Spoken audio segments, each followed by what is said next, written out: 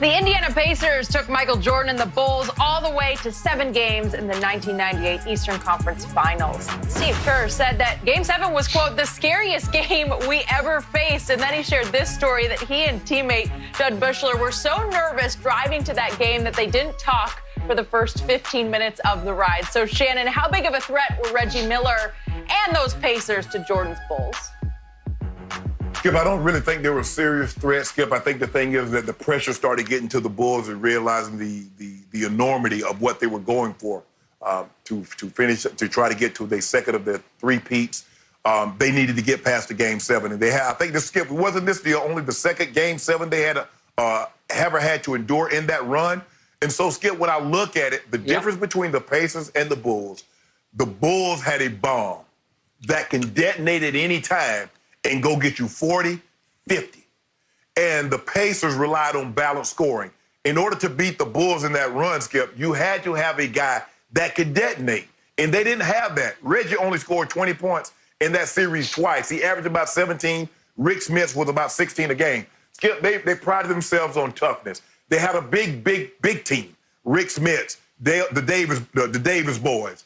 And so that's what they tried to do, Skip. Mm-hmm. They tried to out-tough you because they tried to take a page out of what the Knicks had done, Skip, when they had Patrick and they had Oak, they had Charles Smith, Xavier McDaniel, Mason. So that's what the Pacers tried to do. Skip, you remember Larry Bird was the head coach, and that was a style. They were a physical team. People don't realize not only were the Celtics talented and big, but they were physical. That's why the Pistons really didn't have they didn't have a problem with the Pistons early on, Skip, and then they started breaking down. They started getting old.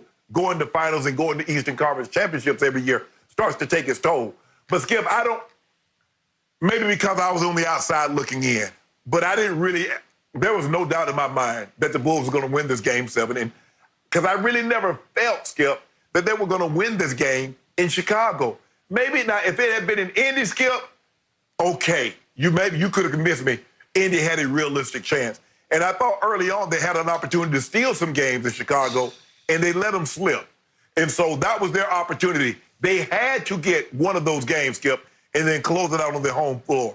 Because if they were ever going, they were not going to beat, Michael Jordan was not going to let that happen, was not going to let Reggie Miller and those Pacers beat them in a Game 7 in Chicago. So, Skip, for me, I never sensed that they were going to lose this Game 7 to the Pacers because I didn't think Pacers had enough scoring, and they could only get scoring from one place, and that was Reggie.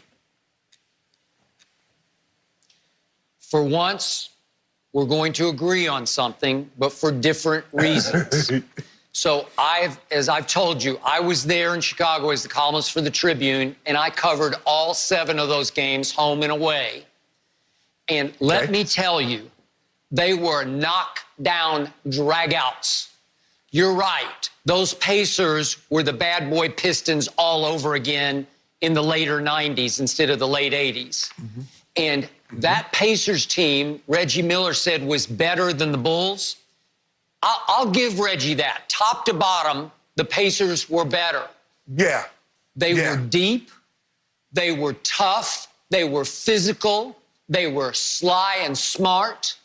And they were beautifully coached by Larry Bird in his first year as an NBA coach, named Coach of the Year. But to your point, Shannon, Larry couldn't play. If he could have played, I believe the Pacers would have won the series.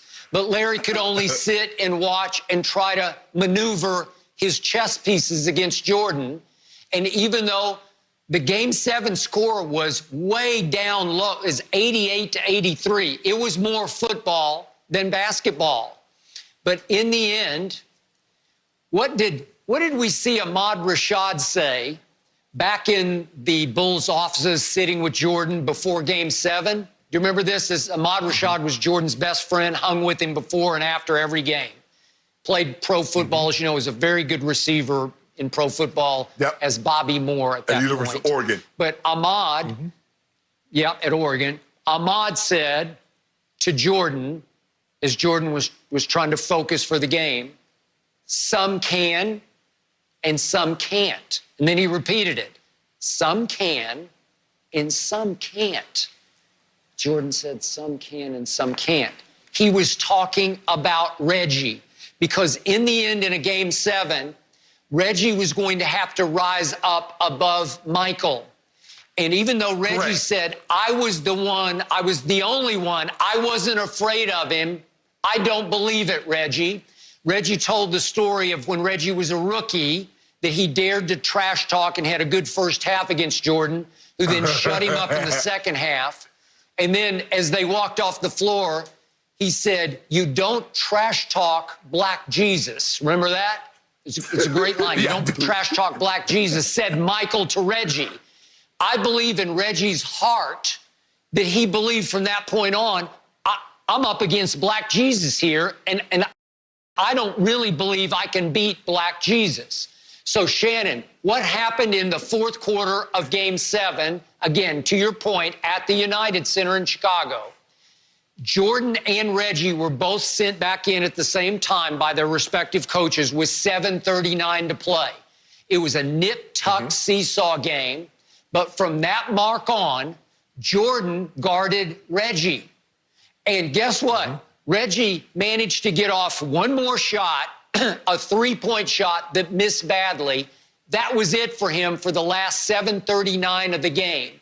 Reggie down the stretch scored 0 points because Michael just said, no, you're not going to do it in my house.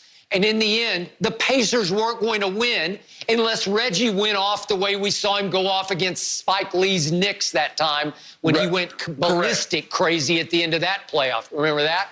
And he's capable. He was capable.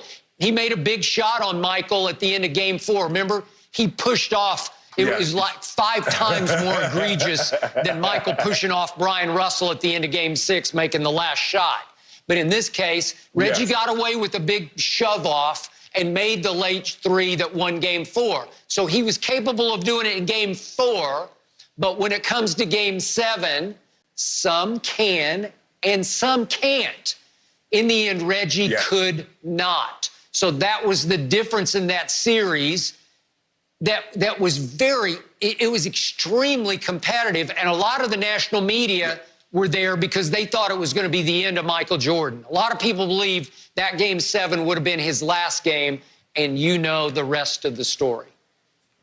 Skip, do you ever think there'll be that a network will allow someone to get like Ahmad and Mike? Do you think a network would allow one of his on-air personalities to have that type of relationship with another player again? Yeah, sure. If it gets them a post-game interview every time. Well, listen, Michael would stop for Ahmad like before and after every game. Ahmad had the goods, man. He had everything. He did. He knew everything. Now, there are some things, again, there's sacrifice that you have to make because some things he's going to protect. But Ahmad was I know Ahmad, he's a really good reporter. He would report up to the edge of the cliff everything that he could about Jordan. So I think it benefited NBC at the time with that contract to have Ahmad on their side. Skip, I don't know. I think, if I'm not mistaken, Skip, I didn't write this down last night. They were on the sideline, and Phil said, we're going to switch. And Michael said, I'm not switching. You know what? I'm chasing everything. No. Somebody's like, we're going to switch. And Mike looked back over his shoulder like, shut up. We're not switching. He's like, I'm going everything. I'm fighting over every screen. I'm fighting through everything. We're not switching through every pick. I'm not switching nothing. No.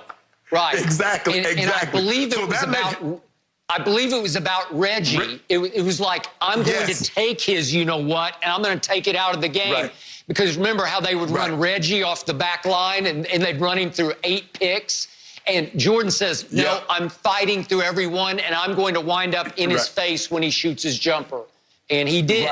He wouldn't even let him get his jump shot off down the stretch of Game 4. And that was the thing, Skip. You got to realize they had 7-4 Rick Smith, and then you got to run past one Davis, and you got to run past the other Davis. And Reggie was Reggie was doing what Ray Allen and Steph Curry and Rip Hamilton did. Reggie was doing that in the 80s. Reggie was doing that way before those guys even thought about picking up a basketball and getting on an NBA court. So he was continuous motion, and what they were trying to do, Skip, was trying to tire him out.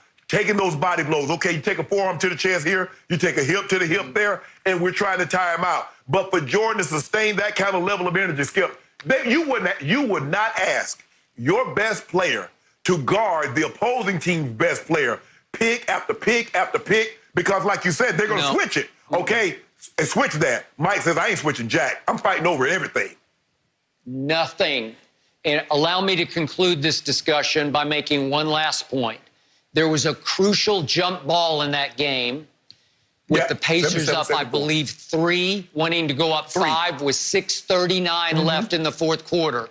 And it's Jordan against Rick Smits, who was 7 feet 4 inches tall versus Jordan 6'6". 6'6" versus 7'4", and Jordan won the tip.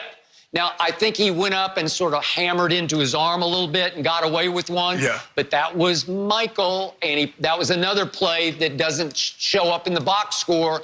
So Channing Frye, he did have other jobs besides scoring. Thank you.